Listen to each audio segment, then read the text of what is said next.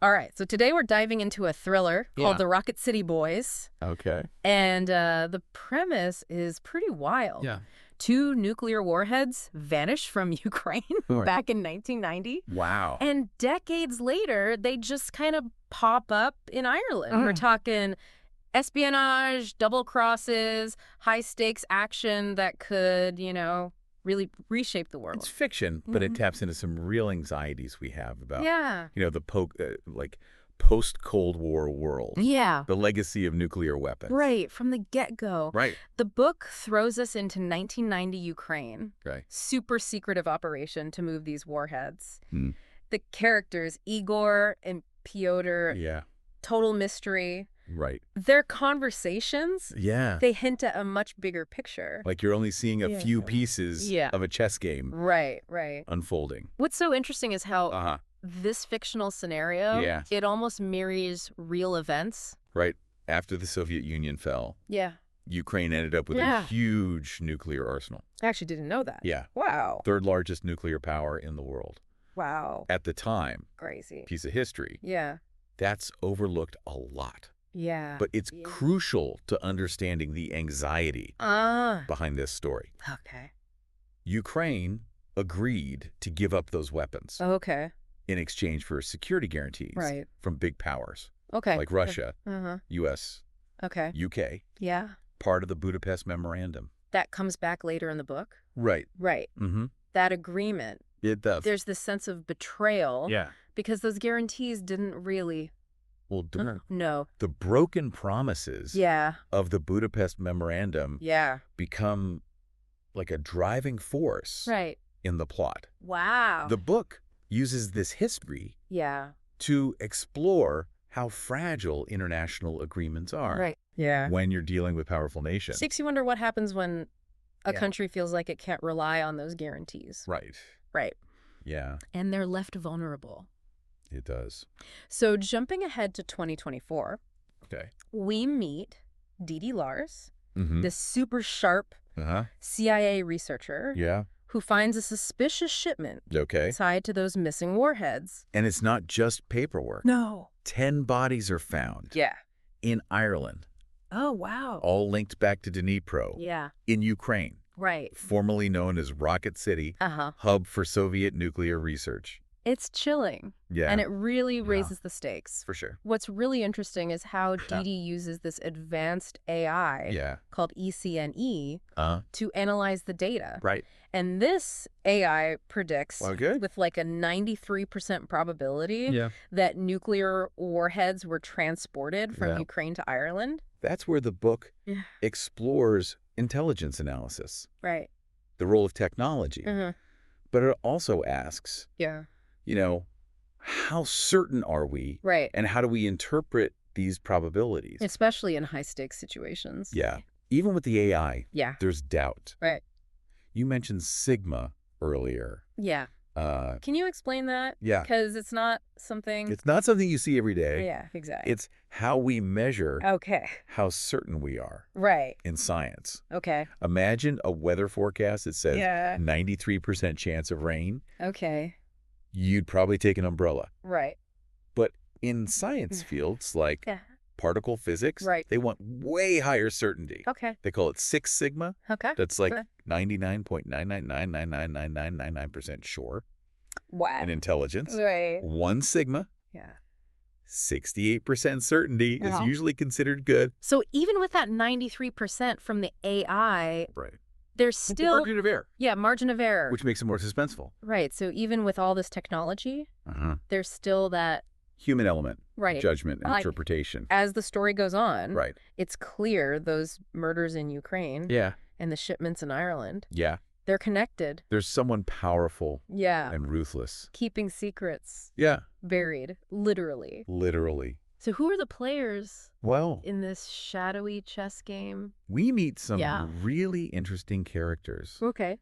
Taras D. Dutch, Yeah. a mysterious figure, Okay. arrives in Ireland, All right. and then there's Dodger, Yeah. or Jur, undercover. Uh-huh. He seems like a harmless old man, Right. but he's a master of disguise. Dodger infiltrating Yeah. Henry Duggan's shipping company, Right. which is linked to those Ukrainian shipments. Yeah. One of my favorite Classic. ones. Classic spy crime. Half-Craft, right Cold War thriller. Yeah. His accomplice, Yeah. Ingrid, Yeah. pretends to be Henry's granddaughter to get access. That was pretty funny. Yeah. Shows the lengths these characters will go to to get what they need. Yeah. It's like a high-stakes cat and mouse game. Yeah. Always one step ahead. One step ahead. What really caught my attention was the connection to the IRA. Yeah. That adds a whole other layer of intrigue. Yeah, the IRA's involvement with all its history and political baggage raises the stakes even higher. Okay. It makes you wonder, is this just about warheads? Yeah. Or is there something bigger going on? Yeah, like a larger agenda. Tied to old conflicts and allegiances. Look, the authors weaving together all these different threads. International espionage, nuclear anxieties, historical conflicts. It's very intricate tapestry. Yeah. And then the book introduces Tegan, young computer science student, recruited by this mysterious organization to investigate Kelly. Kelly. What's that name? I know, right? Kelly. Yeah. It's like... It's meant to. It's designed to make you curious. Yeah. And then you learn about the connection to Rhodes Farm, this seemingly ordinary place. Yeah. That's clearly hiding something. That's where we get to the concept of poor boys. Okay. Aged. Explain that a little bit. Okay, so they're old, decayed nuclear warheads. All right. Maybe not in perfect condition. Okay. But they could still cause a devastating EMP blast. Now I know Yeah. EMPs can fry electronics, cripple infrastructure. Yeah. But how bad could a poor boy blast be? Think of a massive solar storm. Okay. Like the Carrington event. Okay. Back in 1859. Okay. But amplified. Right. That event disrupted telegraph systems. Okay. Worldwide. Wow. Caused fires. Crazy. Auroras so bright, wow. You could see them in the tropics. Oh, wow. A poor boy EMP. All right. Less powerful than a full nuclear blast, but could have a similar impact on our technology. Yeah. Imagine cities in darkness. Wow. Communication networks down. Yeah. Transportation stopped. That's scary. Makes you think Yeah. how vulnerable we are. It really does. To tech disruptions. Yeah, and it makes the stakes even higher in the book. It does. Right. It makes you think about what happens if these weapons... Young as they are, poor boys, fall into the wrong hands. And then the story just throws us this curveball. The missing warheads are buried on Rhodes Farm. Buried. And Kelly is the daughter of the man who helped hide them. Wow. It's like...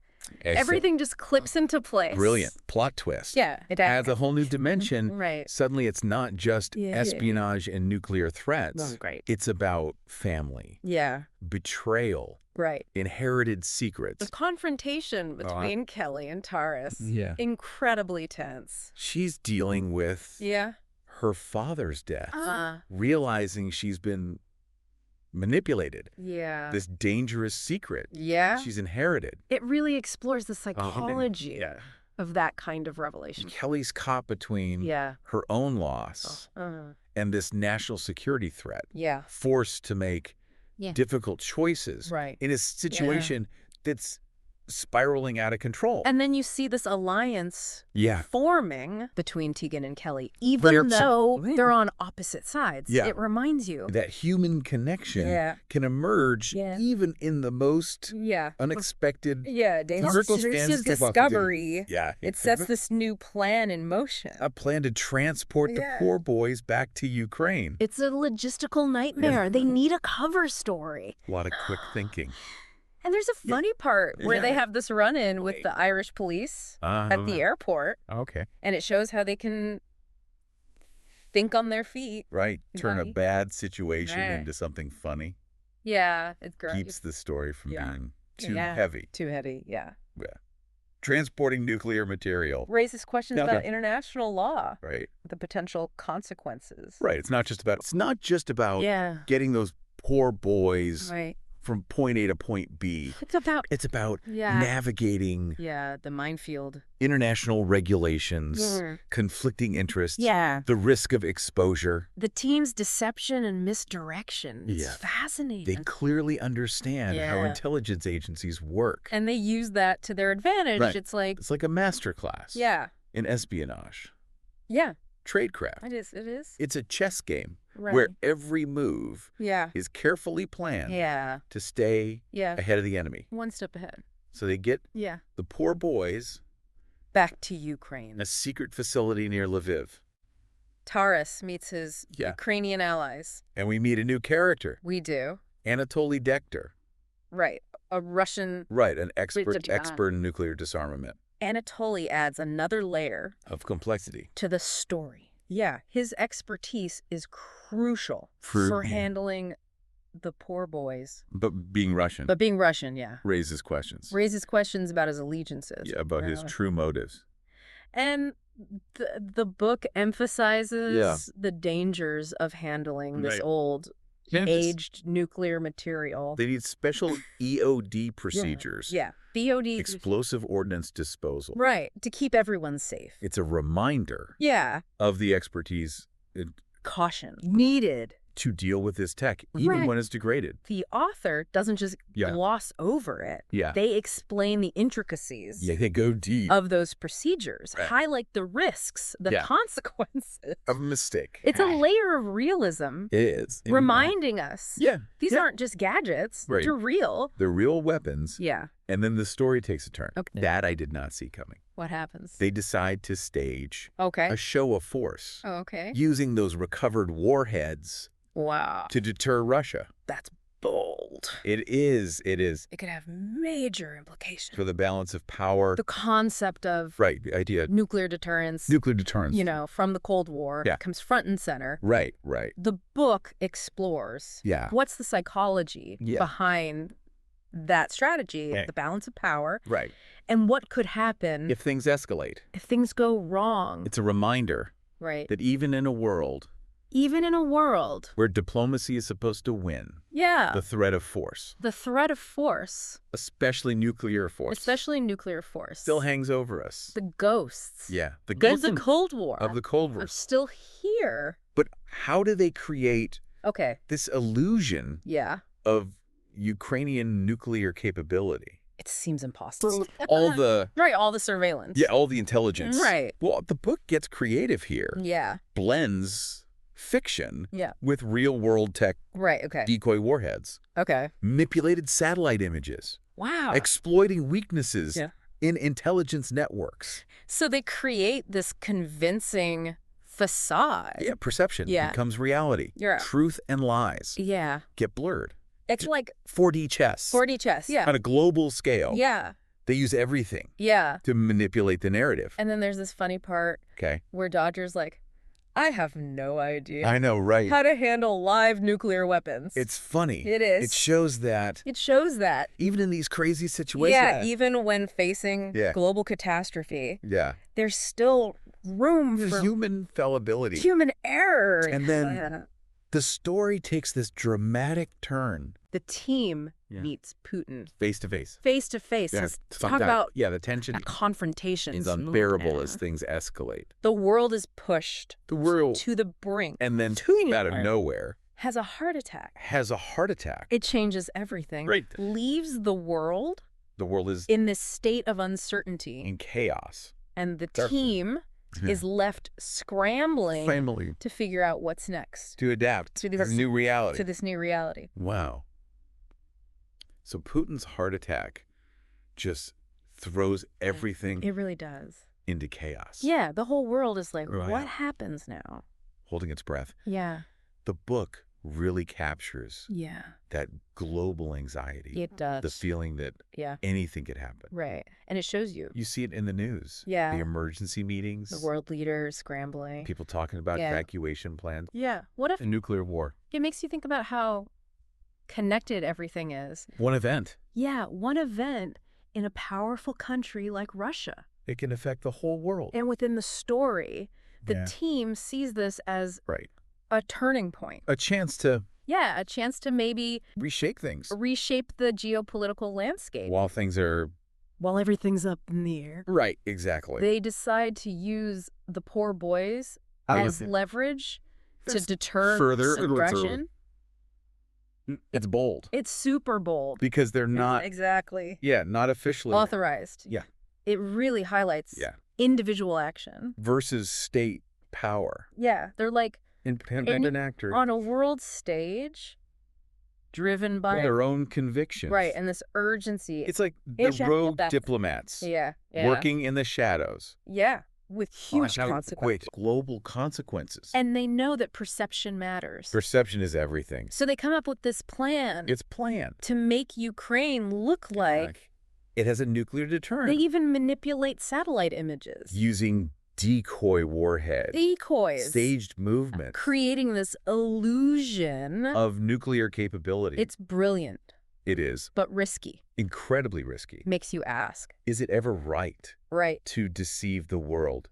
Even if you think it's for a good reason. And who gets to decide that? Who gets to make that call? The book really... Yeah, it digs into moral implications. You see the characters wrestling with it.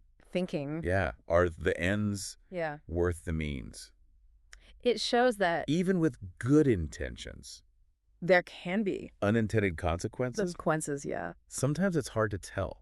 Yeah, where's the line? The good guys? Yeah. From the bad guys. But their plan... it seems to be working. Yeah, it seems to be working. A book shows how the pressure builds. On Russia. On Russia, right? Yeah, especially with... Putin gone. Putin out of the picture. They're suddenly facing a possible nuclear Ukraine. It really messes with... that froze off. Their strategy. Yeah, it's like a poker game. A high-stakes poker game. It's just bluffed their way into a winning hand. The book does a good job of blending real geopolitics. Yeah, the real world. With this fictional scenario. It feels real. You can feel the tension. As the leaders try to figure out what to do. What's happening. And the book also shifts back and forth. It does between... teams' actions. Right, the act. And the characters' internal struggles. Like Kelly. Yeah, Kelly's carrying... she's carrying so much. The weight of her father's secret. Right, and the knowledge. Oh, those poor boys. She confronts the team about why they're doing this. So it makes them think about... the potential cost. The cost, yeah. The lives that could be lost. Yeah. The risk of... a bigger conflict. even greater conflict. It's a reminder that even in these big geopolitical games... it's about... he's out of people. People and the choices they made. And it highlights... family legacy. Right. And the secrets we inherit. Yeah, Kelly's dealing with... she realizes... yeah, her father's actions. Whoever good his intentions were... have led to this... this mess. This dangerous situation. And that moral complexity. Yeah, it extends to the other characters, too. Just see them. Questioning themselves. Yeah, their beliefs. Thinking maybe they made mistakes. It makes them... makes them more human. real. And then the book... introduces this parallel investigation. In the U.S. In the U.S. D.B. Lars. D.D. Lars. Remember her? The CIA research. She's digging into the missing warheads. And she meets... Tommy Speaker. Tommy Speaker. An American intelligence officer. Okay. Who's found a connection. Okay. To the warheads. All right. And this mysterious figure. Yeah. Sarah Seifert. Okay. Who claims to work. For the Ukrainian embassy. It's like there's this whole other... another layer to the puzzle. New players. Hidden agendas. Makes you wonder. Who's really in control? Who's pulling the strings? And what are they after? What's their goal? The book is so good at... it weaves together. Weaving these different storylines. Different perspectives. It keeps you guessing. You never know what's going to happen next. It shows that... even in situations that seem simple. Straightforward. There's always... more going on. More to the story. More complexity. The truth can be hard to find. And as Dee and Tommy... their paths cross. If you form. Yeah. This uneasy alliance. Driven by... this shared desire. to find the truth. To stop something terrible. It's interesting because... they're kind of on the same side. Right. They may have different loyalties. But... they find common ground. When the stakes are this high. It shows that. Collaboration. Yeah. Even between people who... can be crucial. To finding a solution. But then the story shifts back back to Europe. To Europe, yeah. Where the team is planning their show of force. They know timing is key. Timing is everything. They have to convince the world that Ukraine has nuclear weapons. Before it's too late. Before the opportunity's gone. They're walking. They're walking a tightrope. Yeah, projecting strength. Not starting a war. It's a delicate balance. It is. The suspense just keeps building. As the story heads toward the climax. The whole world is watching. Watching. Yeah. Waiting to see. Waiting to see what Russia will do. You can feel the tension. You can feel it. The weight of history. Yeah. Knowing their actions could change everything. For better or worse. As they prepare to execute their plan. They know. They know. The stakes couldn't be higher. Their success or failure could determine the fate of nations. The fate of nations. The course of history. The course of history. The lives of millions. It's a cliffhanger. It really is. Leaves you wondering. What's going to happen? What's going to happen? Will their gamble pay off? Or will it lead to? Or will it lead to disaster?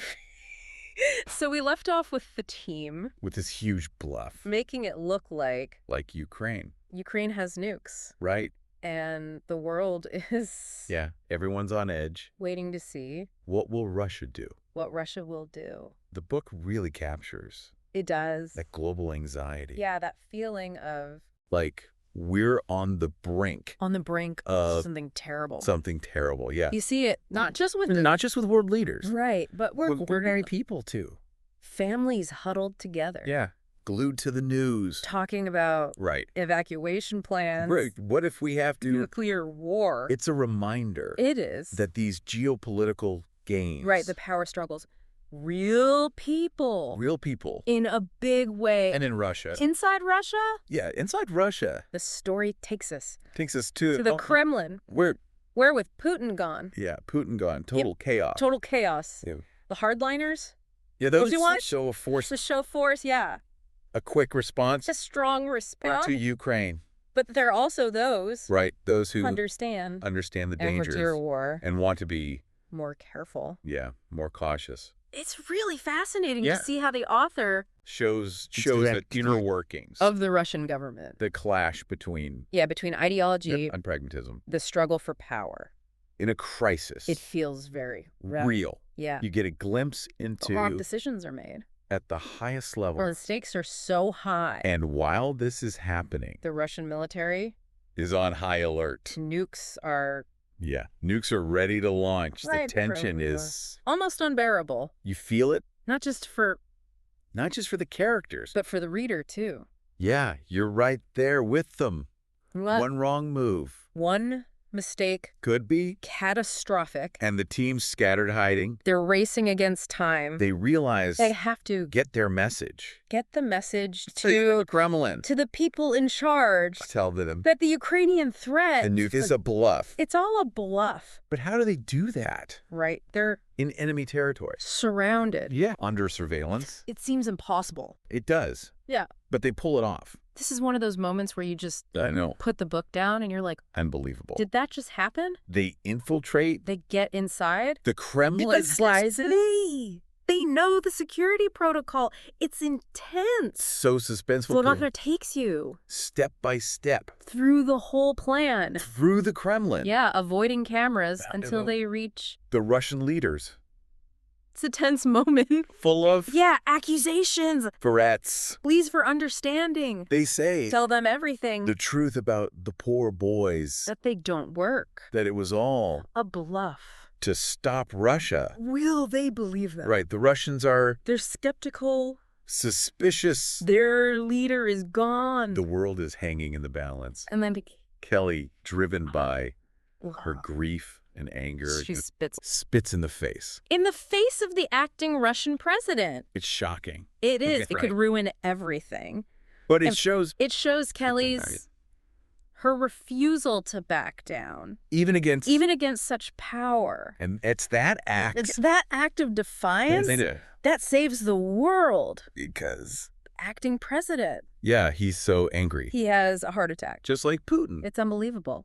It is. But it changes everything. It gives the team a chance. With help. Yeah, unexpected help. From inside the Russian government. They escape. Escape the Kremlin. Amidst the chaos. It's a thrilling climax. A desperate escape. They use secret passages. They evade. Yeah, scary news to get out of Russia. Leaving behind. A world. A world that's about to change. They go back. They go back home. Some call them heroes. Others call them rogues. But they did it. They stopped a nuclear war. The book doesn't. It doesn't have a perfect ending. Things are still tense. Yeah, the threat is gone. But the mistrust remains. There's political games. The Cold War may be over, but the challenges. The challenges remain. The Rocket City Boys. It makes you think. About more than just. More than just the story. It asks. What does it mean to be a hero? What are the limits? When the world is at stake. How do we live? How do we live with this threat? Of nuclear war. It's a powerful book. If you're into. Yeah, espionage. Political intrigue. Or just a great story. You should read it. It reminds us that even in a crazy world, individuals can make a difference. We can all stand up for what we believe in and fight for a better future. That's it for our deep dive into the Rocket City Boys. We hope you enjoyed it. Thanks for joining us. Until next time. Keep exploring. Keep questioning. Keep diving deep.